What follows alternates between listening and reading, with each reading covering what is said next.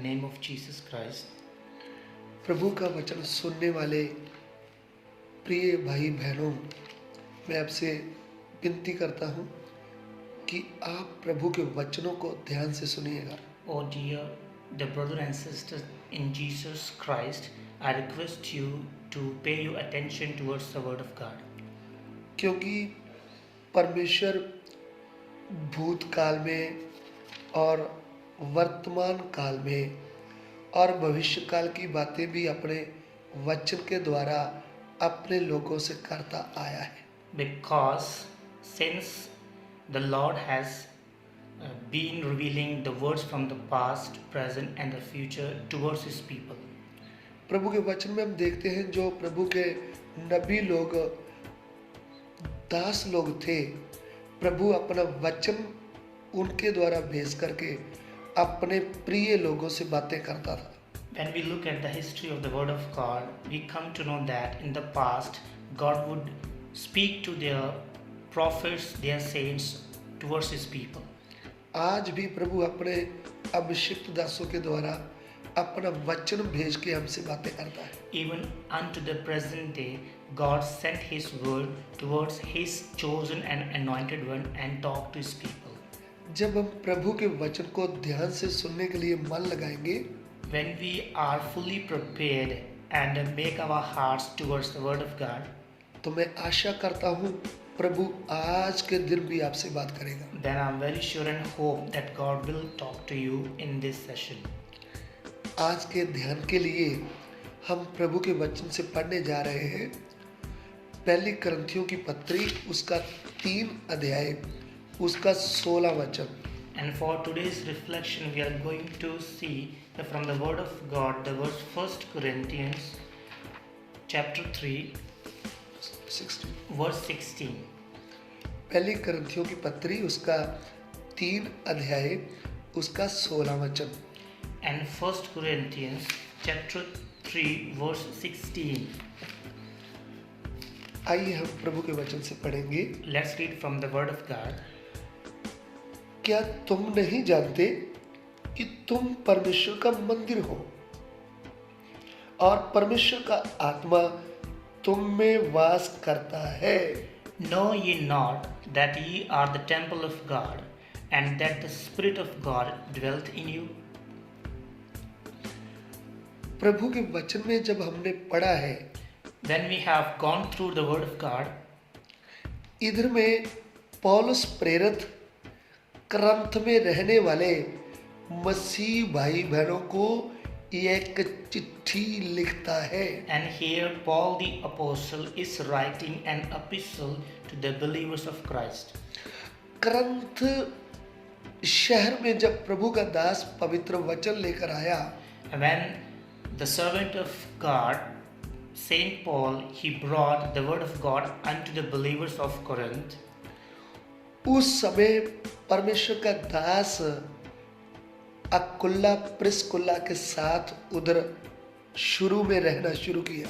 And the servant of the Lord used to live together with two people called Priscilla and Aquila, so that the word of God might be spread throughout that countryside. प्रेरितों के काम उसका 18 अध्याय, उसका 1 वचन हम देखेंगे। Acts of the Apostles chapter 18 verse 1. प्रेरितों के काम उसका 18 अध्याय, उसका 1 वचन। Acts of the Apostles chapter 18 verse 1.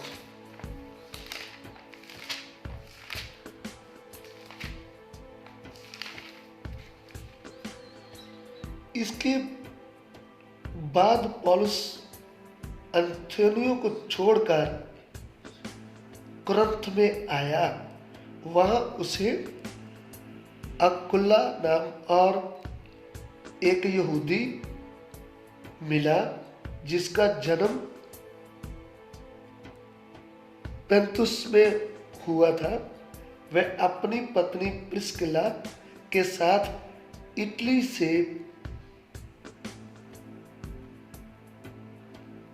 से होल ही में आया था, क्योंकि क्लौदियुस ने सब यहूदियों को रोम से निकल जाने की आज्ञा दी थी।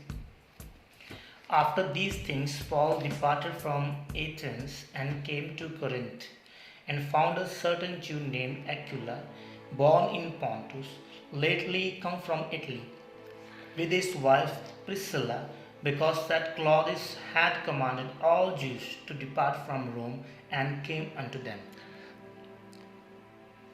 प्रेरितों के काम 18 का 30वें वचन में हम ऐसा पढ़ते हैं, When we read from the chapter of 18 from Acts of the Apostles, कि पौलुस उस पति पत्नी के साथ रहने लगा।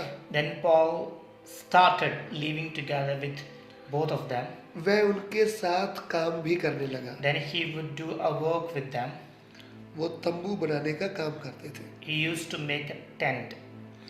लेकिन इधर में हमको ये पता चलता है And when we look at the backside and the background of this chapter, जब प्रभु का दास इधर रह रहा था, when the servant of Lord was staying with them, उस समय उन्होंने प्रभु का सच्चे वचन का प्रचार किया।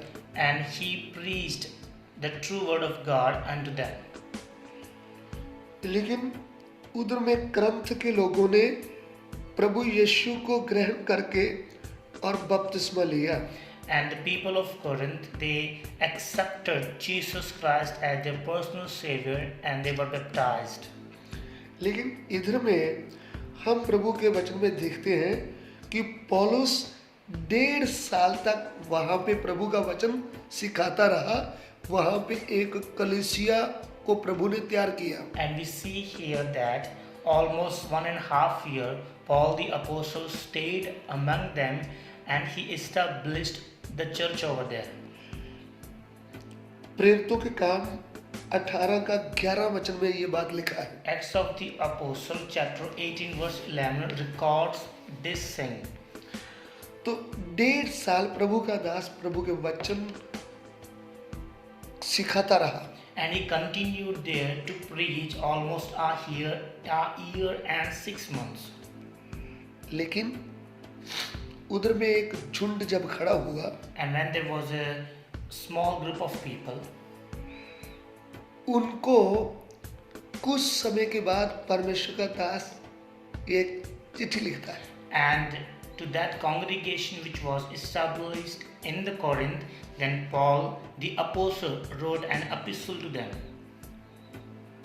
प्रभु के सत्य वचन को ग्रहण करना ही एक बड़ी बात है। And to accept the word of God, it is the greatest thing ever. पिता पुत्र पवित्र आत्मा के नाम में बपतिस्मा लेना भी एक प्रभु की आज्ञा है। And to be baptized in the name of the Father, the Son, and the Holy Spirit is also commandment from God Himself. प्रभु के साथ चलकर पवित्र आत्मा का शाप हम पर लगना भी बड़ी बात है। And walking in God's word, God's commandment, and to be sealed with the Holy Spirit, it is also one of the greatest thing. विश्वासी भाई बहनों को सत्य परमेश्वर का ज्ञान आ गया, वो भी एक बड़ी बात है। And believers come to know about the true word of God. That is also one of the greatest things. आप रोज प्रभु का वचन पढ़ते होंगे, You may be studying the word of God regularly. आप प्रभु के वचनों को ध्यान से सुनते होंगे, You might be listening to the word of God regularly. आप प्रार्थना करते होंगे, You may be praying daily, आप हर संडे चर्च में भी जाते होंगे, and you may be going to the church every Sunday, आप अच्छा पवित्र जीवन व्यतीत करते होंगे। and you may be spending a good life on this earth. ये प्रभु के अनुग्रह की बात है। And that is the grace of God. प्रभु आपको उधार दे दिया है, God has given you the salvation, आपका जीवन परिवर्तन हो गया, अच्छी बात है। and your life has been converted, आपका घर बदल गया, बड़ी अच्छी बात है। and your house has been transformed. That is also good thing. आपको अच्छा नौकरी मिला है, आप अच्छा जीवन मसीह में गुजारते हैं, वो एक अच्छी बात है। And you have a good job with you, and you are spending your life happily on this earth. That is a good thing. ये सब प्रभु की आशीषें हैं जो आपके शरीर को आशीषें दिया है। And these are all blessings. They are material blessings which are only given to your bodily physique. आपके ऊपर प्रभु का स्वर्ग का वरदान भी आपको मिल गया होगा, वो भी अच्छी बात है। You may be having a gift from the heaven. That is also one of the good things. आप प्रभु यीशु के विषय में गवाही भी कभी कभी देते होंगे, वो भी अच्छी बात है। And you may be given a testimony on behalf of the Holy Spirit and to the people of God. That is also good thing. कुरंत की कलीसिया में हम देखते हैं कि आत्मा के वरदान भी उतर आए। And we see the record that the people and believers of Corinth, they had the gifts of God. लेकिन इधर में एक बड़ी बात हम देखते हैं। And we see a good thing and great thing here. इधर में पौलुस एक बात कहता है। And here Paul the apostle is saying one point here. वो क्या कहता है? What is saying there? क्या तुम नहीं जानते कि तुम परमेश्वर का मंदिर हो? He says, don't you know that you are the temple of God? परमेश्वर का आत्मा तुम में वास करता है। And the Spirit of God dwells among you. प्रश्न, That is the question. क्या तुम नहीं जानते Don't you know कि तुम परमेश्वर का मंदिर हो that you are the temple of God? और परमेश्वर का आत्मा तुम में वास करता है। And the Spirit of God dwells in you. आपको मालूम है Do you know परमेश्वर ने मंदिर क्यों बनाया था? why did God command to make an house for like temple for Him? परमेश्वर के मंदिरों के बारे में हम अगर पढ़ेंगे तो When we study about the temples of God, सबसे पहले मूसा को दर्शन मिला स्वर्ग में जो मंदिर है उसके नक्शे में आपने इस पृथ्वी में एक मंदिर बनाना है। when Moses had a heavenly vision and he was commanded by God that what type of tabernacle and house should be made, the same has to be made on this earth. परमेश्वर मूसा को कहता है जैसे मैंने तुझे दिखाया है ना वैसा तूने एक पवित्र स्थान बनाना है, यानी एक मंदिर बनाना है, तो उसमें मैं आपके बीच में वास करना है, मैं आपके बीच में रहना है। And God said to his servant Moses, the temple I showed you has to be built on the earth, and I would show my glory in that tabernacle, in that temple. निर्गमन की पुस्तक उसका 25 अध्याय उसका 8 वचन में The लिखा है। book of Exodus chapter 25 verse 8 records, और वे मेरे लिए एक पवित्र स्थान बनाए, मैं उनके बीच निवास करूं।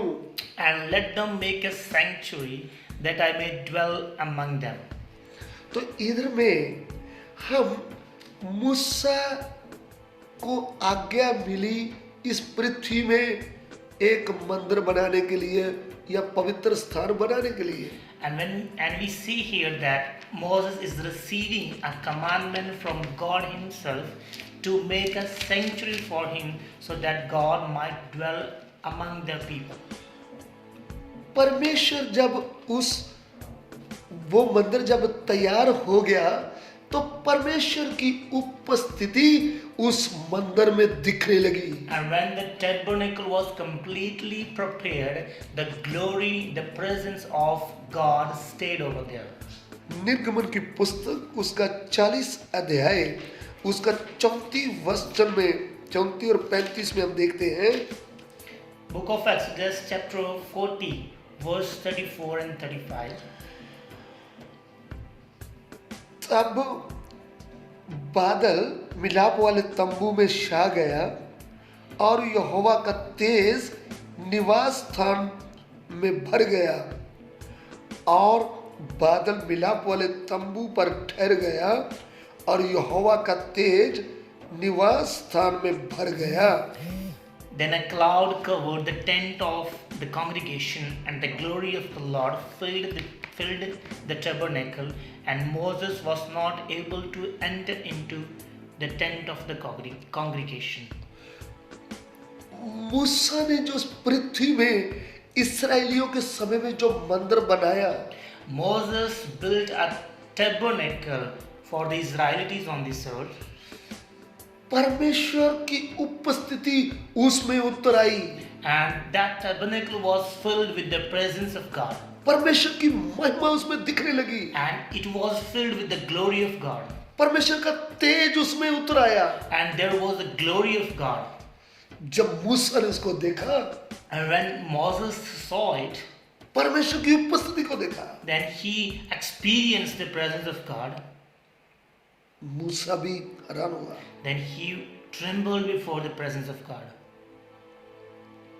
प्रभु का दास पौलुस कहता क्या है? And the servant of Lord Jesus Christ, Paul the apostle says, करंथ में रहने वाले विश्वासी भाई बहनों को कहता क्या है? what he is saying to the believers who are living in Corinth. क्या तुम नहीं जानते? Don't you know that? तुम क्या है? Who are you and what are you? तुम परमेश्वर का मंदिर हो। You are the temple of God. परमेश्वर के मंदिर का मतलब Meaning, it is mean to say the house of God. परमेश्वर वास करने का स्थान है। That is the place where God dwells. वो परमेश्वर की हजूरी रहने वाला स्थान है। वो That is the place where God can stay. पाप में भरे हुए लोग जो हैं उनको परमेश्वर दिखने का वो स्थान है मंदिर। And the people who are sinner, that place which is called the temple for them to see God. अंधकार की शक्तियों से जकड़े हुए लोग, निराशा पाए लोगों को आशा मिलने की जगह है ये मंदिर। The people who are bound with the evil spirit and satanic spirit, the temple of God, the house of God is a place for them to receive, to experience the presence of God. हर प्रकार के भूले और भटकों के लिए एक आशा, एक शांति मिलने का स्थान है परमेश्वर का मंदिर। And for everyone else, a place of God is for them to have the peace in their heart. कोई भी परमेश्वर के मंदिर में आएगा तो आशा के साथ आता था, विश्वास के साथ आता था, और परमेश्वर के मंदिर में वो परमेश्वर उनकी आवाज सुन करके वो अपनी सामर्थ्य के द्वारा उनको जवाब देता था। Amen. Anyone who used to come in the house of God, he would always receive the peace, reconciliation, the forgiveness of sins, the presence of God in that temple of house. परमेश्वर का मंदिर में परमेश्वर का आत्मा तुम में वास करता है। And the house of God means to say the Spirit of God who dwells among you. परमेश्वर का आत्मा तुम में वास करता है। And the Spirit of God dwells among you. परमेश्वर का आत्मा बोले तो परमेश्वर स्वयं तुम में वास करता है। And the Spirit of God means to say God Himself wants to abide in you. प्रिय भाई बहन, Dear brother and sister, प्रभु के दास, the servant of God, प्रभु की दासियों, the servant of God, क्या आपका शरीर परमेश्वर का मंदिर है? is your body the temple of God? क्या परमेश्वर का आत्मा तुम में वास करता है? Does the Spirit of God dwell in you? क्या निराशा में भरे लोग इस मंदिर में परमेश्वर की उपस्थिति देख रहे हैं? Do the people have the solace, the peace? Are they able to see the presence in this house? जब महामारी के कारण, भूखमरी के कारण, जब लोग चारों ओर से निराशा में हैं, क्या आपके पास आकर एक बड़ी आशा पा सकते हैं? Where people are all disappointed because of this deadliest virus, because of this pandemic, are they getting peace from you? क्या एक पापी जो नाश होने वाला है, जो इस दुनिया में जीना नहीं चाहता, जो खुदकशी करने के लिए तैयार है, क्या वो वर्तमान काल जो मंदिर है, हमारा शरीर, प्रभु की कलीसिया, क्या उसमें आकर वो एक आशा की किरण देख सकता है? Is there anyone who wants to commit the suicide, who wants to kill himself or herself, who is totally frustrated. Is he coming in the church, that is the house of God, and having the peace within the church? इसलिए आप परमेश्वर का मंदिर है, तो परमेश्वर आपके द्वारा आपके गांव में, आपकी सिटी में, आपके घर में, आपकी कॉलोनी में लोगों को, निराश लोगों को परमेश्वर की उपस्थिति चाहिए। If you are the temple of God, then it is very necessary to give the presence of, to let the people experience presence of God in that countryside, in that village, so that the people may understand who is the God. जब लोग अंधकार में पड़े हैं, जब निराश होकर बैठे हैं, जब कोई आशा नहीं है, तब लोग आपके पास आकर इसमें एक आशा पा सकते हैं कि ये परमेश्वर का मंदिर है। When the people are walking into the darkness, they are totally frustrated and disappointed. They don't even have any hope. Are they coming to you in search of any hope? आज आप इस वचन के ऊपर ध्यान करें और घुटने टेक करके अपने परमेश्वर के आगे बैठते हुए, हे परमेश्वर, क्या मैं आपका मंदिर हूं? तो मुझ में आपकी उपस्थिति को भर दो, मुझ में आपकी सामर्थ्य भर दो। प्रभु, मुझे लोग न देखें, आपको मुझ में देखें। Reflecting on the words of the voice of God and ask and pray to Him, O Lord, O God, fill me with the power of your Spirit. Fill me the anointing of your Spirit, so that the people may experience the power, the glory of you from me. परमेश्वर का वचन यूं कहता है, The word of God says in this way, परमेश्वर की आंखें इस पृथ्वी पर घूमती है, and God has His eyes all over the earth. किसके द्वारा मेरी सामर्थ्य को प्रकट करूं? By whom, so that God may magnify, God may exalt Him. जब हमारा शरीर रूपी मंदिर हम प्रभु को सौंप देंगे, When we totally surrender our bodies as a temple of God, जब हम बोलेंगे प्रभु मैं अपने लिए नहीं जीऊंगा, आपके लिए मैं जीऊंगा, अब मैं नहीं जीवित रहा, आप मुझ में जीवित रहो। and when we make a commitment unto the feet of our Lord Jesus Christ and say, now onwards I don't want to live for myself, I would live for you, Lord. तब परमेश्वर की उपस्थिति आपके जीवन में लोग देखेंगे। Then the people of God and people of the world will see the glory, the presence of God in your life. परमेश्वर की उपस्थिति आपके कॉलोनी वाले देखेंगे। And the people of your town, the village, will see the glory of God. परमेश्वर की उपस्थिति आपके गांव वाले, आपके सिटी वाले देखेंगे। And the people, the place you are living in, will see the presence of God in your life. क्या तुम नहीं जानते तुम परमेश्वर का मंदिर हो? Don't you know that you are the temple of God? परमेश्वर का आत्मा तुम में वास करता And है। the Spirit of God dwells among you. आइए हम प्रार्थना करें। Let's pray together. हमारे प्यार करने वाले परमेश्वर, Oh loving Father, तेरे पवित्र वचन से तूने हमसे बात किया। you had just talked and spoke to us through your words. कितनी बार हम भूल गए कि हम कौन हैं। How many times we forget that who we are, तेरा वचन हमसे बातें किया। and your words spoke to us. तूने हमें अपना मंदिर बनाया। You have chosen us to be your house. हम आपका मंदिर नहीं थे, We were not your house. आपने अपने पवित्र खून से हमें मोल लिया है। And you purchased us with your holy blood. आपने अपने पवित्र खून से हमें धोया है। And you washed us from your holy blood. आपने हमें शैतान के वश से छुड़ाया है। And you had just set us free from the clutches of Satan. आपने हमें पवित्र आत्मा का शाप हम पर लगा दिया है। And we are sealed with the Holy Spirit. प्रभु, इस शरीर रूपी मंदिर में आप लोगों को दिखाई दें। Let your presence, your glory be shown this bodily temple. पिता, Oh Father, आज का सभी आदर महिमा आपको देते हैं। we give all glory and honor to you. हमारी बेनती को ग्रहण करें, Hear to our prayer. यीशु मसीह के पवित्र नाम से मांगते हैं। We ask in the holy name of Jesus Christ. आमीन। Amen.